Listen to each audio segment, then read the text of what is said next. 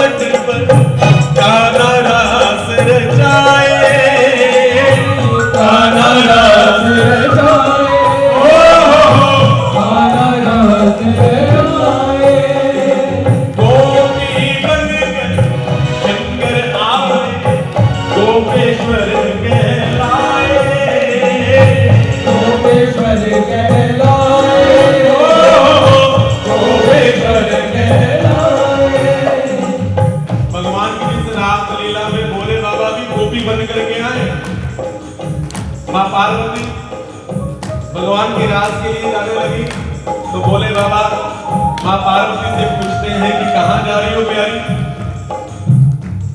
तो पार्वती मैया कहती है कि महाराज ब्रज में रास है, वहां पर एक ही पुरुष है, वो कौन? जोगेश्वर, और सभी स्त्रियां वहां पर उनके साथ रास रचाने के लिए जा रही हैं। भोले बाबा ने कहा कि हम भी जाएंगे, लेकिन मैया कहती है कि आप नहीं जा सकते। क्यों? क्योंकि वहां पर स्त्रियों का समुदाय है। तो जिस ब्रज में हमारे भोले बाबा भी स्त्री बनकर के आए हैं, गोपी बनकर के आए, इसलिए ब्रज में जब हम चले जाते हैं ना तो सबका स्त्री भाव जो है, पुरुष भाव जो है ना, वो समाप्त हो जाता है। वहां पर हर कोई गोपी भाव लेकर के जाए, तब जाकर के भगवान की प्राप्ति हो सकती है। गोपी बनकर शंकर आए, गोपेश्वर कहलाए, गोपेश्वर कहलाए, गोपेश्वर कहलाए। डम डम डमरू बाजे कान्हा की मुरली पे, डम डम डमरू बाजे कान्हा की मुरली पे, सब जग नाचे श्याम संग राधा नाचे, श्याम संग राधा नाचे, श्याम संग राधा नाचे, श्याम संग राधा नाचे।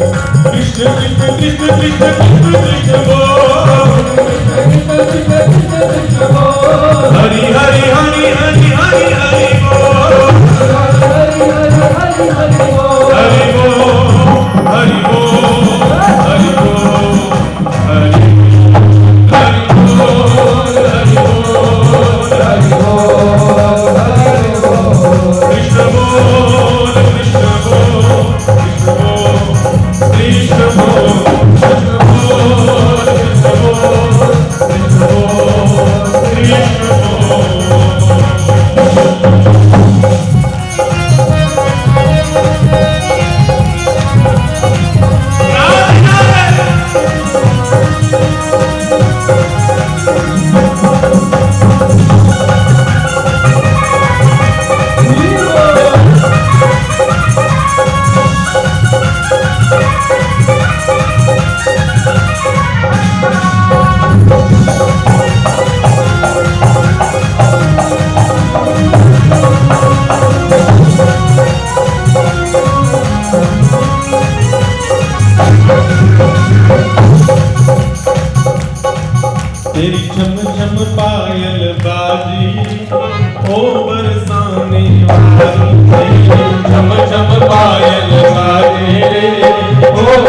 बरसाने वाली, ओ बरसाने वाली, ओ विश्वानु दुलारी, ओ बरसाने वाली, ओ विश्वानु दुलारी। एक बार दोनों हाथ उठा करके कहा, ओ तेरी चम चम पायल बाजी रे, ओ बरसाने वाली, तेरी चम चम पायल बाजी रे, ओ बरसाने वाली।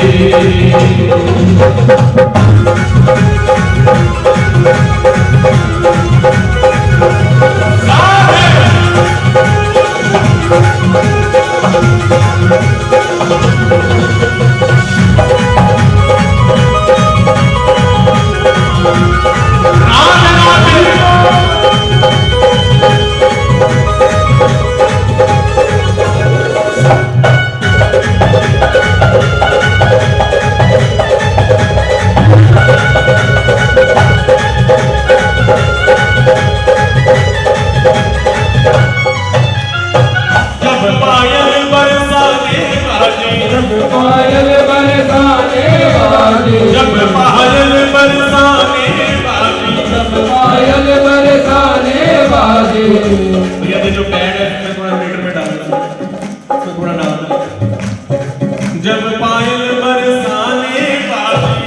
पायल बरसाने वाली, जब पायल बरसाने वाली,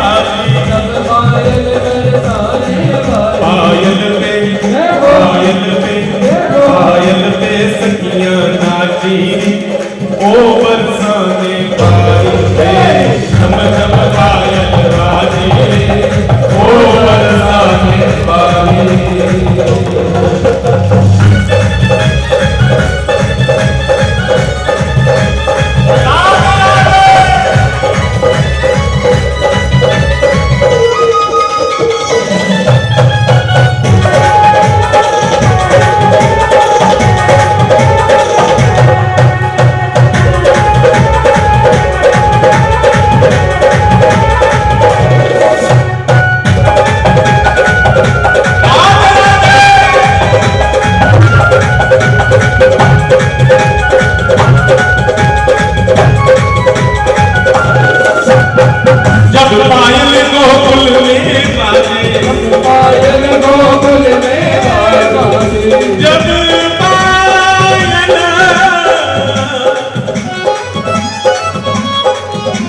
गोकुल में बाजे, गोकुल में बाजे, गोकुल में बाजे, गोकुल में बाजे, गोकुल में बाजे, गोकुल में बाजे, गोकुल में बाजे। जब पायल गोकुल में बाजे, पायल गोकुल में बाजे, जब पायल गोकुल में बाजे, जब पायल गोकुल में बाजे, पायल पे, पायल पे, पायल पे काना नाचे, ओ बरसाने वाली, तेरी झम झम पायल वाली, ओ बरसाने वाली, तेरी झम झम पायल बाजी रे, ओ बरसाने वाली।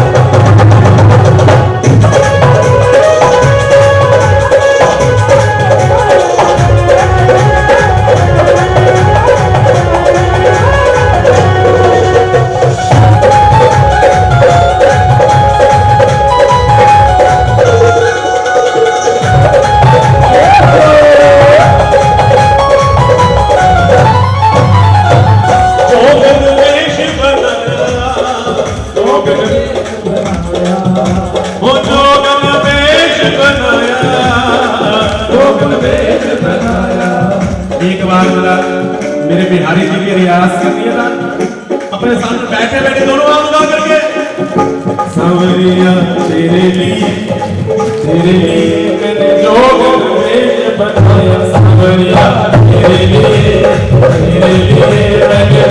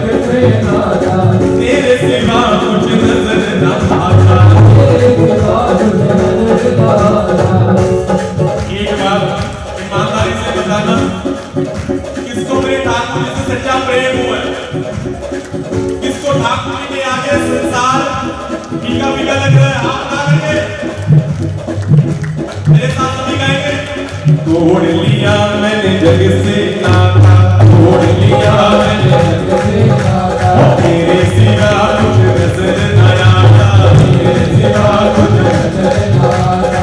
तू दिल बीच समाया, वीर समाया, क्या है तू दिल बीच समाया, वीर समाया। सावरिया तेरे लिए मैंने जोग पेश बढ़ाया, सावरिया तेरे लिए मैंने जोग में क्यों न माया।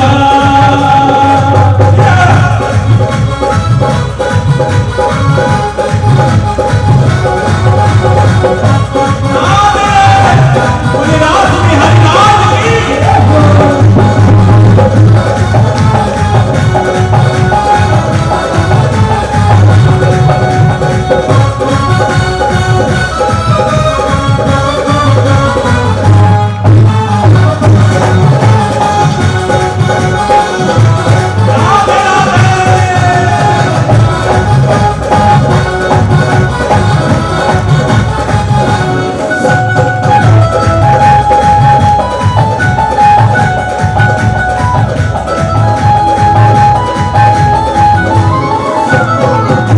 मुकुट सिर मोर का मेरे जोर का, मुकुट सिर मोर का, मेरे इंदौर का।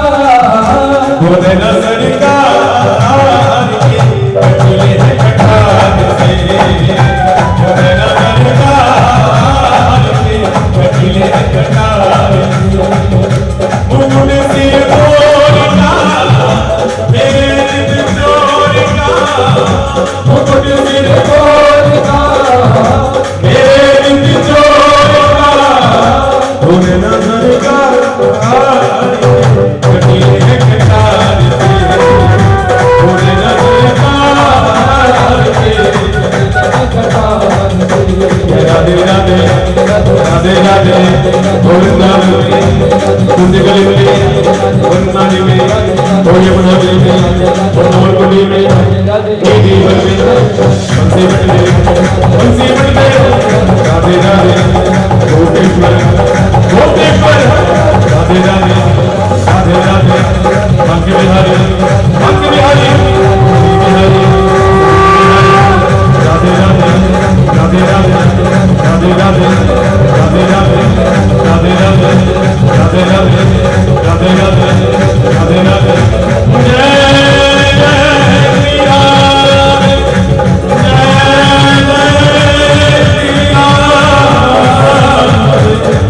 जय जय श्री राम जय जय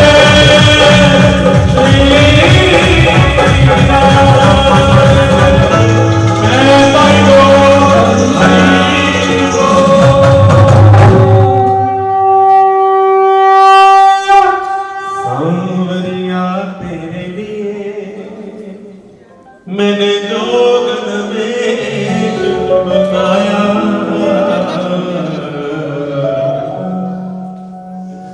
बोले वृंदावन में हरियाल की है। तो भगवान की महारास हुई है, जिस महारास में कामदेव विकचित होकर के शान से गए और भगवान दरबारी रहे।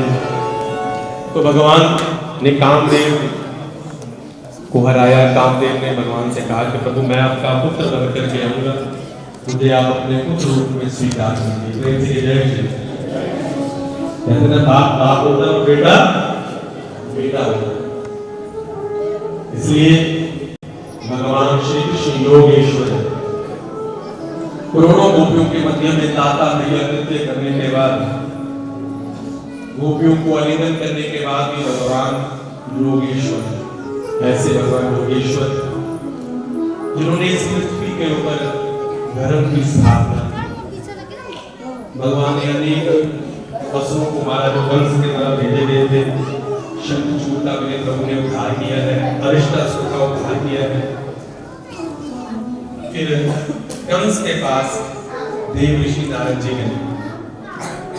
कंस जी जाकर के देव नारद ने कहा कि वो चेला जी के हाल में,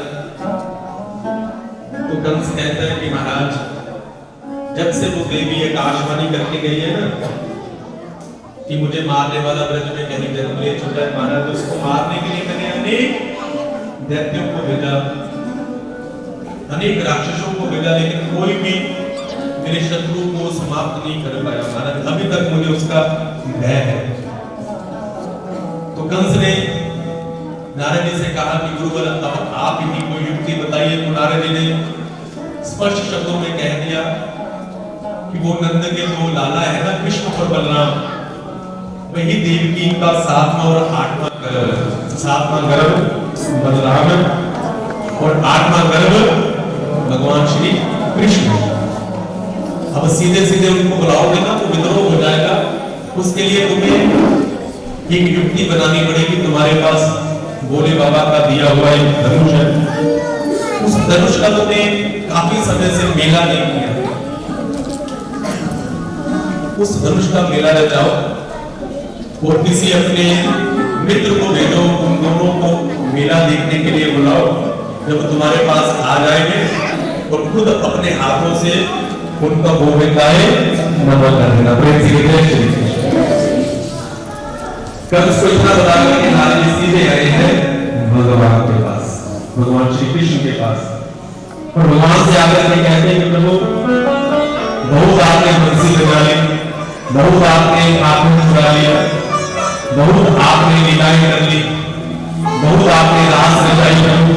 अब महाराज इस पृथ्वी का जो सबसे बड़ा भार है कंस, आप उस भार को समाप्त कीजिए, जाइए जाकर के कंस का उद्धार कीजिए। भगवान कहते हैं कि नारद जी कंस को क्या कह कर गए कि कृष्ण बलराम को बुला करके मार दो, और मुझे कह रहे हो कंस को मार दो, ये दोनों बात क्यों कर रहे हो? लेकिन उनको कथा लीला जो है भगवान की, जब भगवान गोकुल को छोड़ करके, वृंदावन को छोड़ करके, अपने ब्रजवासियों को छोड़ करके गए हैं, अपनी मैया को छोड़ करके गए, अपनी गैया को छोड़ करके गए, गोपियों को छोड़ करके गए, अपनी मित्र मंडली को छोड़ करके गए, अपने बाबा को छोड़ करके गए।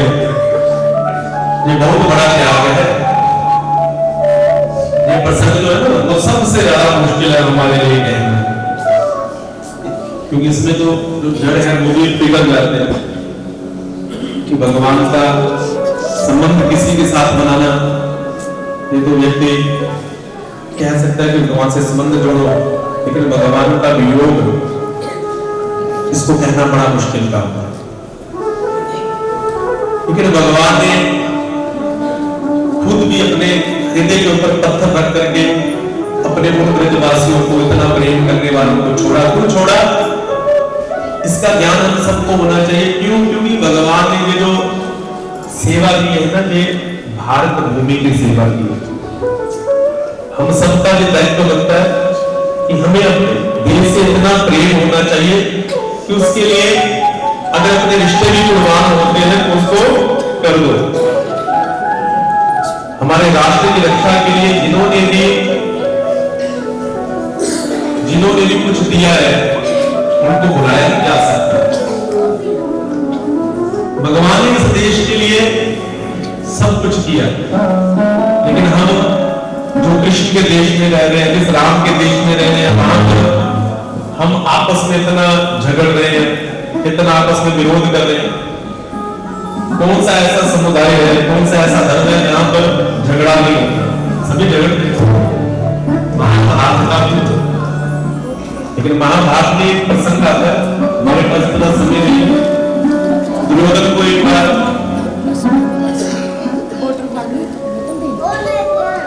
चिराग पकड़ करके ले गए,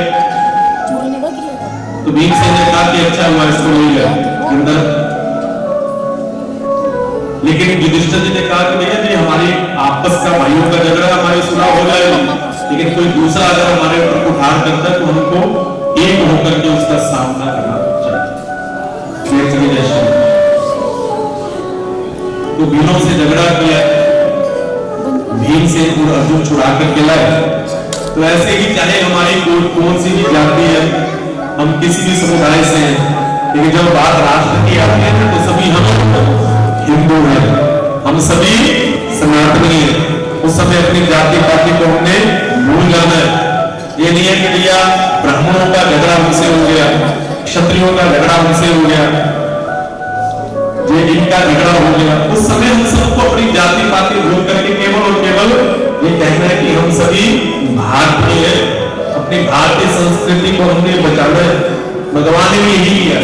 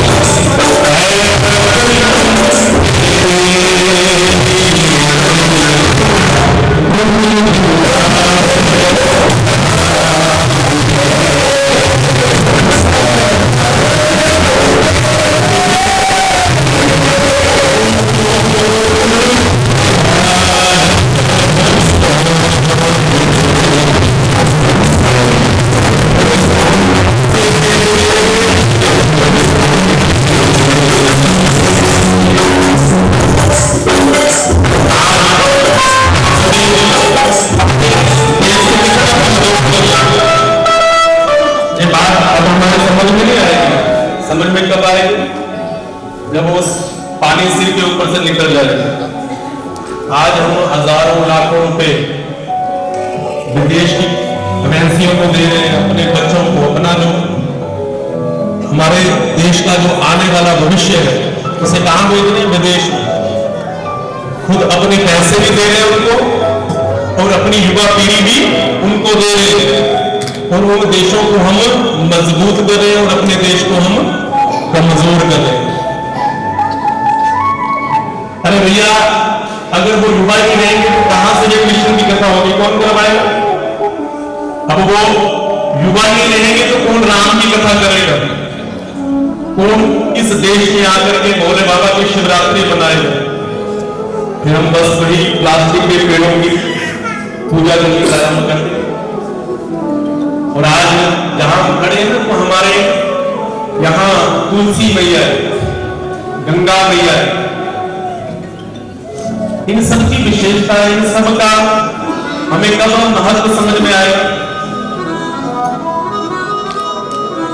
2-3 दिन पहले हम नीचे बैठे हुए थे, श्री खोसा जी से बात हो रही थी कि गंगा मैया, कभी विचार करके देखो कि हमारे शरीर की जो हड्डियां हैं उनको भी अगर कोई खा सकता है, उनको भी कोई समाप्त कर सकता है, तो वो गंगा मैया है। किसी नदी में और इतना सामर्थ्य नहीं है कि वो इस हड्डी का चूर्ण बना दे। और गंगा जल कभी भी खराब नहीं होता। तुलसी मैया जो औषधि है, इन पौधों के, इन वृक्षों के महत्व को हम समझेंगे नहीं।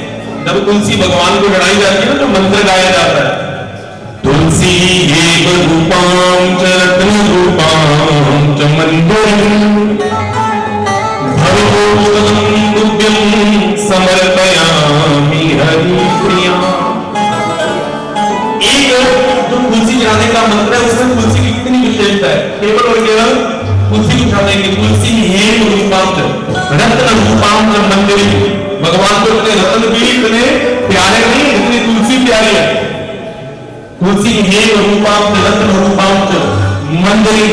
जब आप जो तुलसी भगवान को चढ़ाते हो ना, तो उससे आपको क्या लाभ होगा? तुलसी हे रूपांच रत्न रूपांच मंदिर भव मोक्ष प्रदम तुभ्यं। तो आपको भगवान भव सागर से पार कर देंगे, वो मोक्ष प्रदान करेंगे। और गरुड़ पुराण में, गीता में, श्रीमद् भागवत महापुराण में स्पष्ट लिखा हुआ है कि भैया अंत समय में अगर मुख में गंगा जल आ जाए, मुख में अगर तुलसी का पत्ता आ जाए, गीता का एक श्लोक आ जाए या राम आ जाए, तो व्यक्ति सीधा वैकुंठ में जाता है। तो इन महत्वों को कौन समझेगा? हम तो सभी बुढ़े हो गए, बैठे। और दूसरे नंबर पर जब हमारे बच्चे विदेश में होंगे, तो यहां पर हमारा ध्यान रखने वाला भी कोई नहीं होगा। और दूसरी बात हम कहेंगे भैया कार्य तो जो यंगस्टर है नहीं करेंगे ना। आज ये कथा चल रही है और आने वाला समय ऐसा होगा कि हमें विदेश में जाकर के भगवान की कथा सुननी पड़ेगी। और यहां पर तो स्पष्ट लिखा है श्रीमद् भागवत महापुराण में, भक्ति ने नारद जी से यही कथा गाई है कि महाराज अगर मेरे ज्ञान और वैराग्य कुछ नहीं हुए ना, तो मैं भागभूमि को छोड़ करके विदेश में गमन कर लूंगा। इसलिए अगर आप चाहते हो ना कि भक्ति महारानी भारत में बनी रहे, तो हम सबको मिलकर के उसका प्रयत्न करना पड़ेगा। कंस ने क्रूर जी को भेजा, क्योंकि समय इतना नहीं है। आज हमने भगवान का विवाह समय में है, कथा बहुत लंबी है। क्रूर जी को भेजा। क्रूर जी ने पहले तो मना कर दिया, लेकिन सुबह चले और सायंकाल में जाकर के पहुंचे कहां? वृंदावन में। प्रेम से जय श्री कृष्ण। अब वृंदावन से मथुरा इतनी दूर तो है नहीं, कोई व्यक्ति सुबह चले और शाम को पहुंचे, क्योंकि क्रूर जी सारा दिन घूमते रहे कि भैया जाऊं चाहे ना जाऊं, जाऊंगा तो अनर्थ हो जाएगा, भगवान को लेकर के आऊंगा। अगर भगवान को कुछ आज तक आ गई तो मैं जीवन पर्यंत अपने आप को कभी क्षमा नहीं कर पाऊंगा।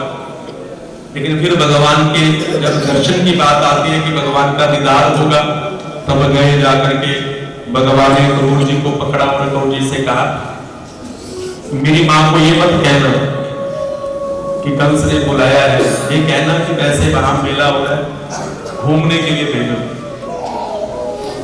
ये कहना कि अभी लेके जा रहा हूं और परसों छोड़ जाऊंगा। प्रेम से जय श्री कृष्ण। लेकिन भगवान एक बार गए ना तो पुनः लौट करके फिर वृंदावन में नहीं रहे। लेकिन भगवान ने झूठ बोला। क्यों झूठ बोला? कहते हैं कि जिस झूठ से किसी के प्राणों की रक्षा हो रही हो ना, तो वो झूठ नहीं, वो हजारों सत्य के बराबर कहलाता है। आपके एकजुट से अगर किसी के प्राणों की रक्षा हो जाए, किसी बेटी का घर बस जाए, किसी की जीवन बच जाए किसी का, तो उस समय व्यक्ति को कभी भी सत्य नहीं बोलना चाहिए, फिर झूठ नहीं बोलना चाहिए। तो भगवान ने कहा कि अगर मैंने सत्य बोल दिया ना, तो सारे के सारे ब्रजवासी जो है वो अपने प्राणों को संभाल नहीं पाएंगे। भगवान ने समझाया क्रूर जी को। भगवान सायंकाल में गौ मैया के पास गए, गौ मैया की आंखों में आंसू है। भगवान गौ मैया के सिर पे हाथ फेरते हैं, गौ मैया को हृदय से लगाते हैं। तो गौ मैया कहते हैं कि कन्हैया तू हमारा गोपाल है, अब तेरे जाने के बाद हमें नहीं लगता कि कोई हमारा पालन करेगा। तो भगवान ने गौ मैया को कहा कि माँ, जो मेरे वैष्णव है, जो मेरे भक्त है ना, वो तुम्हारा भी ध्यान रखेंगे। इसलिए बंधु, अगर हम गौ मैया के प्रति अपने कर्तव्य का पालन ना करें तो समझ लो कि हम भगवान के भक्त नहीं है, हम गोपाल के भक्त नहीं है। क्योंकि भगवान ने केवल और केवल अपनी एक ही लीला को करने का हमें आदेश दिया, वो है गौ पालन लीला। तो हम सबको गौ मैया की रक्षा के लिए आगे बढ़ना चाहिए। अगर आज हमारे घर में गौ रखने के लिए स्थान नहीं है, तो जो हमारे क्षेत्र में गौशालाएं हैं, उन गौशालाओं में अपना कुछ ना कुछ द्रव्य दो, उन गौशाला में बढ़िया गौ मैया के लिए व्यवस्था बने, उसके लिए चारा घास इत्यादि कुछ भी दो। वैसे भी हमारे सनातन धर्म में जो सबसे पहली रोटी बनती है वो गौ मैया की होती है, दूसरी रोटी कुत्ते की होती है, तीसरी रोटी कौवे की होती है। लेकिन हम क्या कर रहे हैं, पहली रोटी किसको दे रहे हैं? अपने पति को दे रहे हैं। जब वो बेचारा स्कूल जाता है ना अपने काम पर, तो पहली रोटी उसको देते हैं, इसलिए पति बेचारे गऊ जैसे हो गए। ये बात हंसने की नहीं है, ये बात समझने की है। दूसरी रोटी कुत्ते की, तो वो किसको देते हैं? अपने बच्चों को। इसलिए बच्चे भी हमारे उन्हीं की तरह। अब तीसरी रोटी कौवे की है, वो हम खुद खा जाते हैं। इसलिए हमारा स्वभाव, जैसा खाओ अन्न वैसा हुए मन, जैसा पियो पानी वैसी बने वाणी। इसलिए ये सारी की सारी संस्कृति हमें अपनी पुनः जागृत करनी पड़ेगी। हम सबको ज्ञान है, लेकिन भगवान की कथा को सुनने का फल तभी है जब हम उन बातों को अपने जीवन में उतारेंगे। रात भर अक्रूर जी रुके, लेकिन माँ तो माँ होती है। मैया को पता चल गया कि कुछ अनहोनी होने वाली है, मेरा कन्हैया मेरे से दूर जाने वाला है। भगवान को अपने हृदय से लगाया हुआ है।